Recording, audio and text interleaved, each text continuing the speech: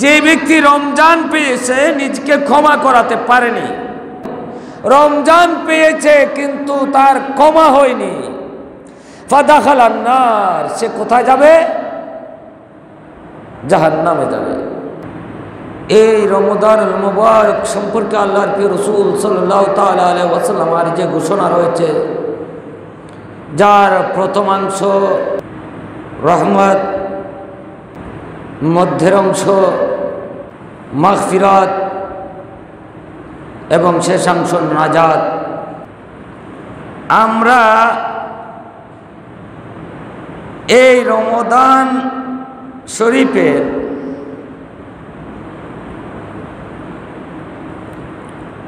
পুরো 20টা দিন অর্থাৎ 3 ভাগের 2 ভাগ অতিক্রম করে এসেছি। আমরা কি নিজেদেরকে আল্লাহর দয়ার যোগ্য করতে পেরেছি? আমরা কি নিজেরা ক্ষমা লাভ করতে পেরেছি? যদি না পারি তাহলে আমাদের জন্য বড়ই দুর্ভোগ। কারণ হাদিসে পাকের বর্ণনায় রয়েছে, হযরতে আবু হুরায়রা রাদিয়াল্লাহু তাআলা বর্ণনা করছেন, আন্নান নবী সাল্লাল্লাহু আলাইহি ওয়াসাল্লাম সাইদাল মিম্বার,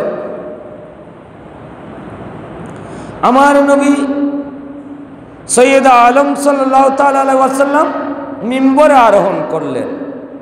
ফাকাল আমিন আমিন আমিন, অতঃপর আমার নবী 3 বার আমিন অর্থাৎ হে আল্লাহ তুমি কবুল করো এ কথা বলেছেন।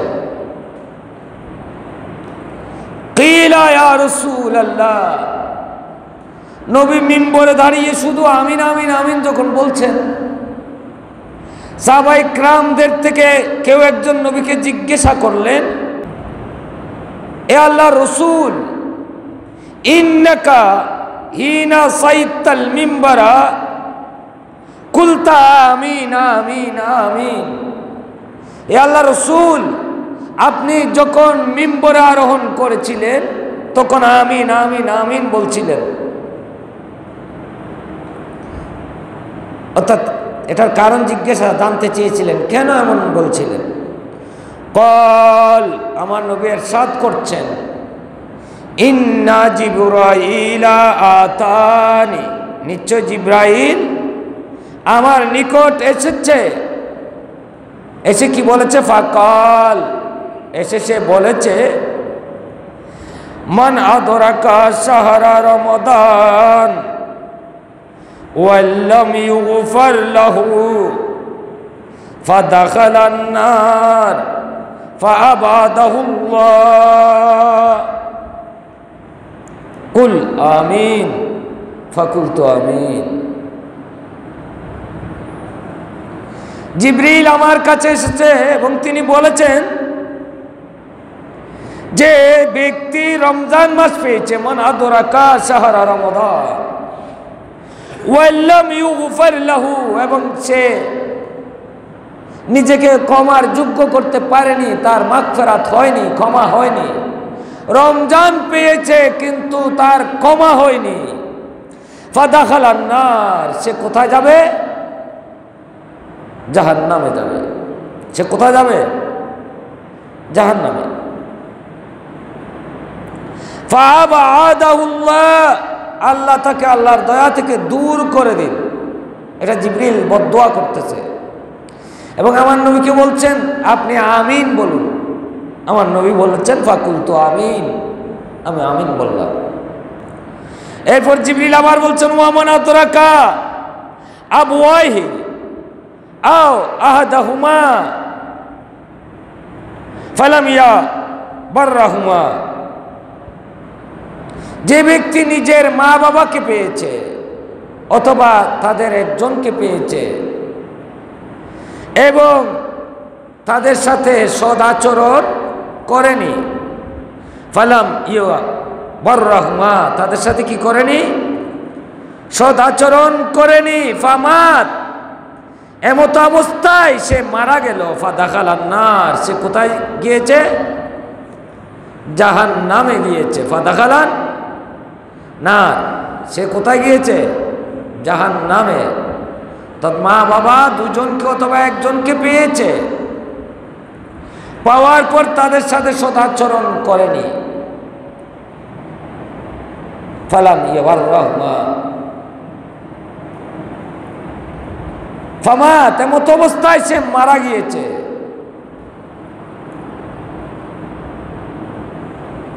ফাদাখালান নার, সে কোথায় গিয়েছে? জাহান্নামে গিয়েছে। ফাবাদাহুল্লাহ, আল্লাহ তাকে তার দয়া থেকে দূর করে দিন। এবং আমার নবী বললেন কুল আমিন, আপনি আমিন বলুন। ফাকুল তো আমিন,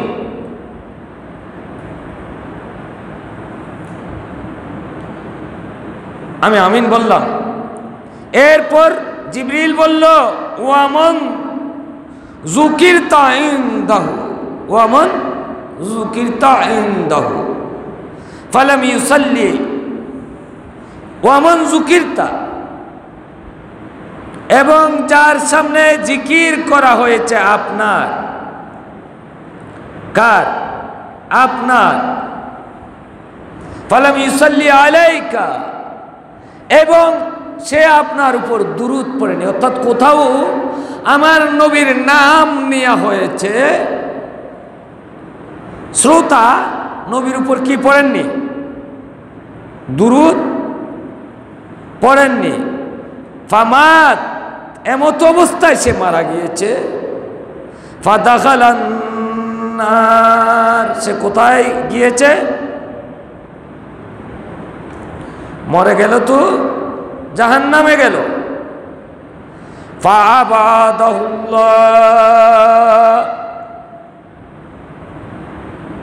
আল্লাহ তাকে তার দয়া থেকে দূর করে দিন।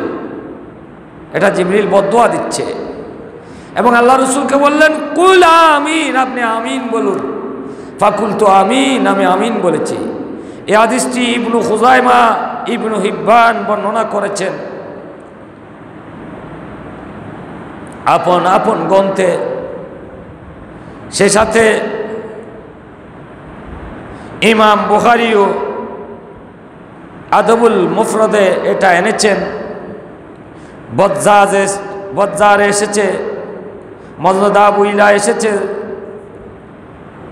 বাইহাকির সুনানে কুবরা এসেছে এই হাদিস। এখানে তিনটা জিনিস।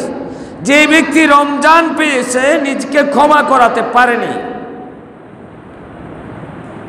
এমত অবস্থায় মারা গেছে, সে জাহান্নামে গিয়েছে।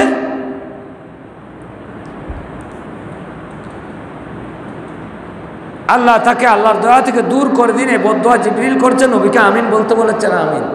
দ্বিতীয়ত এসেছে মা বাবাকে পেয়েছে অথবা একজনকে পেয়েছে, তাদের সাথে সদাচরণ করেনি, এমত অবস্থায় মারা গিয়েছে, জাহান্নামে গিয়েছে, তাকে আল্লাহ আল্লাহর দয়া থেকে দূর করে দিন, আপনি আমিন বলুন। নবী আমিন বললেন। তৃতীয় পর্যায়ে এসে বলল যে ব্যক্তির সামনে আপনার নাম নেওয়া হয়েছে, ওয়ামান যুকিরতা ইনদাহু ফালাম ইউসাল্লি আলাইহি, যার সামনে আপনার নাম নেওয়া হয়েছে সে দুরূদ পড়েনি, এমত অবস্থায় সে মারা গিয়েছে, সে জাহান্নামে গিয়েছে, তাকে আল্লাহ আল্লাহর দয়া থেকে দূর করে দিন, আপনি আমিন বলুন। আমিন বললেন। এখানে আমরা তিনটা জিনিস দেখতে পাচ্ছি। একটা হচ্ছে যে রমজান পেয়েও ক্ষমা না করাতে পারা, মা বাবার প্রতি সদাচরণ না করা, নবীর নাম নেওয়া হলে দুরূদ না পড়া। তো এখন আমরা এ বিষয়ে কতটুকু সচেতন? এখন তো রীতিমতো দুরূদ শরীফকে নিয়ে হাসির তামাশা করা হয়, কটাক্ষ কটূক্তি করা হয়। অবাক উম্মত। যাক, আমার আলোচনার বিষয় সেটা না। তো বলছিলাম রমজানের 2/3 আমরা অতিক্রম করতে যাচ্ছি। আমরা কি আল্লাহর দয়ার যোগ্য হতে পেরেছি? নিজেদের ক্ষমা করাতে পেরেছি? যদি না পারি, এখনো সময় আছে, আরো 1/3 আছে। এটাতে আমাদের কিছু একটা তো করতে হবে। কিভাবে ক্ষমা লাভ হবে? কোরআনে কারীম আমাদের নির্দেশ করছেন সেটা হচ্ছে ওয়ালাউ আন্নাহুম ইয যালামু আনফুসাহুম জাউকা, যদি তারা নিজেদের উপর নিজেরা জুলুম করে, আত্মোৎপীড়ন করে, পাপ করে, জাউকা, তারা যেন আপনার কাছে আসে। তাত উম্মত যদি গুনাহ করে, পাপ করে, অন্যায় করে, অপরাধ করে, অবিচার করে, উম্মতের যখন আল্লাহর দরবারে ক্ষমার প্রয়োজন পড়ে, তখন উম্মতকে কোথায় যেতে হবে? ওয়ালাউ আন্নাহুম ইয যালামু আনফুসাহুম জাউকা, তারা যখন নিজেদের উপর নিজেরা জুলুম করে, তারা যেন আপনার কাছে আসে। জাউকা, আপনার কাছে আসে।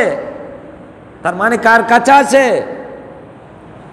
নবীর কাছে আসে। তো নবীর কাছে এসে কি করতে হবে? ফাস্তাগফিরুল্লাহ, নবীর কাছে এসে আল্লাহর দরবারে ক্ষমা প্রার্থনা করবে। ফাস্তাগফিরুল্লাহ, ক্ষমা প্রার্থনা আল্লাহর কাছে, কিন্তু যেতে হবে মুস্তাফার কাছে। তো আমার নবীর দরবারে গিয়ে আল্লাহর কাছে ক্ষমা চাইতে হবে। এখানে শেষ করছেন না আমার আল্লাহ, ওয়াস্তাগফারা লাহুমুর রাসূল, এবং রাসূল যদি তাদের জন্য সুপারিশ করেন, আল্লাহকে বলেন যে তাদের ক্ষমা করে দিতে, লা ওয়াজাদুল্লাহ তাওয়াবার রহিমা, লা ওয়াজাদুল্লাহ, তাহলে অবশ্যই তারা আল্লাহকে পাবে তাওয়াবার রহিমা, তওবা কবুলকারী দয়ালু হিসেবে। তো আল্লাহকে তওবা কবুলকারী দয়ালু হিসেবে পেতে হলে আমার নবীর দ্বারস্থ হতে হবে, আমার নবীর শরণাপন্ন হতে হবে, আমার নবীর কাছে যেতে হবে। তো বলছিলাম, নবীকে নিজের অন্তরে হাজির নাজির জেনে নবীর দরবারে যখন আপনি সুপারিশের আবেদন করবেন, আমার নবী অবশ্যই আবেদন করবেন। কারণ আমার নবী জগতে আসার পরেও উম্মতের জন্য দোয়া করেছেন, এবং এই জগৎ থেকে জাহিরিভাবে যেদিন চলে যাচ্ছেন, হযরত মাওলানা কায়নাত রাদিয়াল্লাহু তাআলা বর্ণনা করছেন, আমার নবীর দুই ওষ্ঠদ্বয় নড়ছে। আমি আলী ইবনে আবি তালেব একটু কানটা কাছে নিলাম, আমি শুনতে পেলাম আমার নবী বলছে, রব্বি হাবলি উম্মতি, রব্বি ইগফির লি উম্মতি। আমার নবী বলছেন, হে আল্লাহ, তুমি আমার উম্মতকে ক্ষমা করে দাও, আমার উম্মতকে আমায় দিয়ে দাও, আমার জিম্মায় দিয়ে দাও।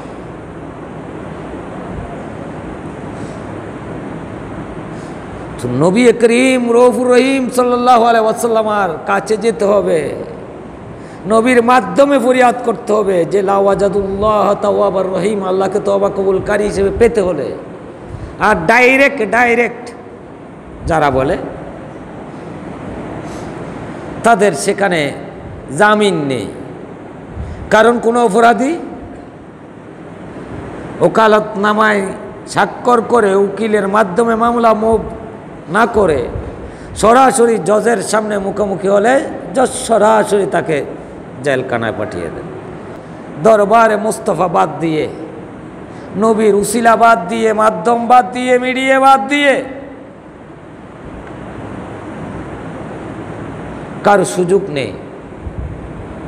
ডাইরেক্ট একটা কাজ করতে পারে, আপনি যখন ঘরের ছাদে উঠতে যাবেন, হয়তো সিঁড়ির দরকার হবে, না হয় লিফটের দরকার হবে, না হয় আপনি বিমান দিয়ে, হেলিকপ্টার দিয়ে নামতে পারবেন। কিছু ছাড়া কিন্তু ছাদে উঠা আর সুযোগ নেই। কিছু ছাড়া একটা কাজ করতে পারেন, সেটা হচ্ছে ছাদ থেকে ঝাঁপ দিয়ে নিজের হাত পাও ভাঙতে পারেন, সেখানে মাধ্যম লাগে না। আল্লাহ পাক সুবহানাহু ওয়া তাআলা রহমত মাগফিরাত নাজাতের এই মাসকে আমাদের জন্য সত্যিই রহমত মাগফিরাত নাজাতের করুন। আমিন।